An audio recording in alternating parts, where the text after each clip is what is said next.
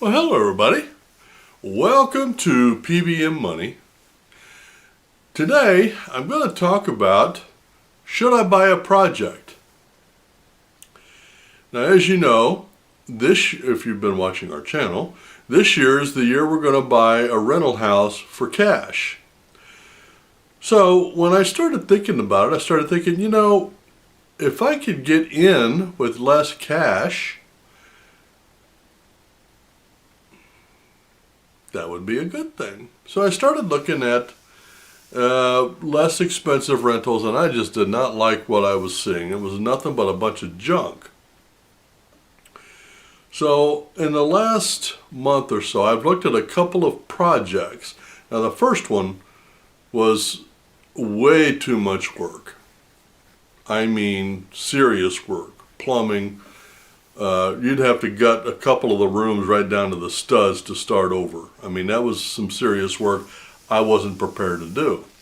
However, the last one I found was about $10,000 or $15,000 underpriced, had it been done. And when I went in there and I looked at it, all it needed was paint and carpet. Would have been a good project. The problem is I was about $10,000 short on being able to pay for it. And I just thought about it back. Now I could have come up with cash, but then that would have left my reserves severely limited. So if something happened, I would have been in big trouble. So I passed. But that started me thinking, should I buy a project?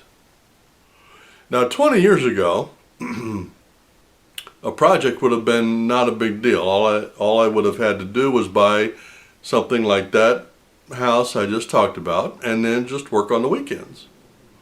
No big deal. I could have had, and when you don't have payments, there's no impending rush that you get done in a month or two to make the payments. So I seriously thought about it, and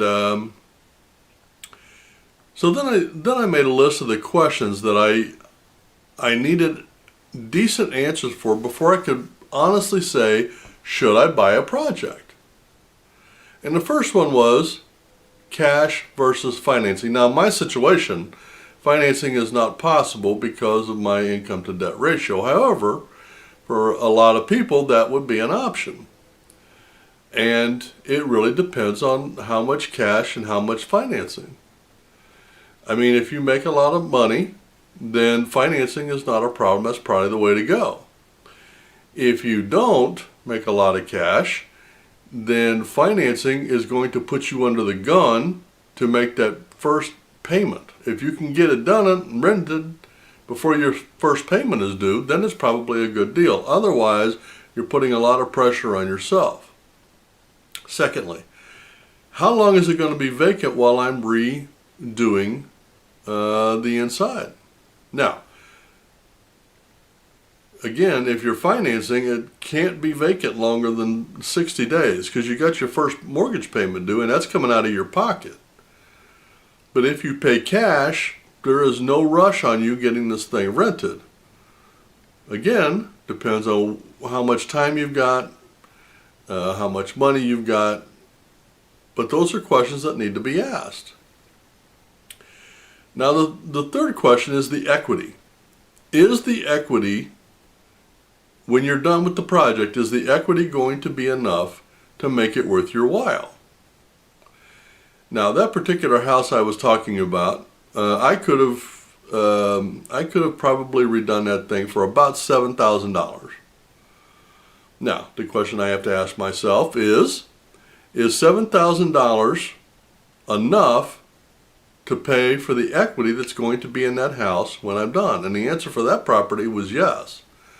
It was $10,000 to $15,000 underpriced. So $7,000 would have bought me $15,000 worth of equity. Definitely worth it. Another question is, if you do the project, how much will you be able to increase the rents? I mean, if the property right now is a dump and it's renting for X amount of dollars and you go in there and fix it, and how much can you rent it for when it's fixed? And if it's enough to compensate for A, your increase in payments, or B, your increase in equity, is that worth it or not? Another question is, how intense is this remodel going to be? I mean, like I said earlier, in the first project I looked at, I would have had to gut the bathroom and the kitchen down to the studs. And when you think about, let's just talk about the kitchen. When you think about redoing a kitchen down to the studs, that means drywall, new cabinets, new fixtures, sink, refrigerator, stove, venting, the whole thing.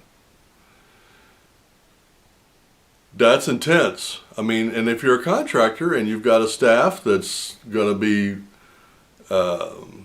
dormant in the wintertime, then it's probably a good deal. But if you're just a guy trying to make a living, that's pretty intense, and most of that you're going to have to hire out. And even the parts you don't have to hire out, like the cabinets and the sink, that's still going to be a big chunk of change unless you can get them used and in good shape. That's a question that only you can answer. The second project I found, that was only going to cost me about $7,500 from beginning to end. That was a good deal. Now the last question I had to ask myself is my budget. Is it doable? Well, as I said, I was $10,000 short on buying that project, and I could have come up with cash. And I was tempted to. But the question is it doable? And how you define that is important. Could I have come up with the cash? Yes. Would it have been worth it? In my opinion, no, because my reserves, which is my security for the other properties, would have been greatly diminished. So let's say that I had bought that property, put all my chips in on that house, and then I had a major sewer problem in the next 3 months on one of my properties. I got to come up with $5,000 to fix the problem. Where am I going to get the $5,000 if I've already dumped it in this new property? I don't want to be in that position. You have to do it smartly, you have to do it in a budget, and you have to do it responsibly. So, my realtor wasn't very happy with me, and I understand that. But I'll just wait, be patient, keep saving some cash, keep looking for properties, and the right one will come along at the right time. But again, when you're thinking about doing a project, and I hate to say this because of my age, but you have to consider your age and your energy. 20 years ago, that would have been no problem. Now, in my 60s, for me to go over and spend every day off and every evening getting this property up, I don't have that kind of energy, because the two jobs that I do are really young men's jobs, and I need every ounce of energy that I've got. So to take that energy and put it into a project in, not too much time at all, I'm going to be out of energy, my immune system will be down, and now we're off to the races. So you have to be smart. You have to try to consider all the avenues about the project. 20 years ago, I probably would have bought that property, and I would have put all my resources into it. I'd have bought it, and then I'd have just sat on that property for about 6 months till I could piecemeal it back together.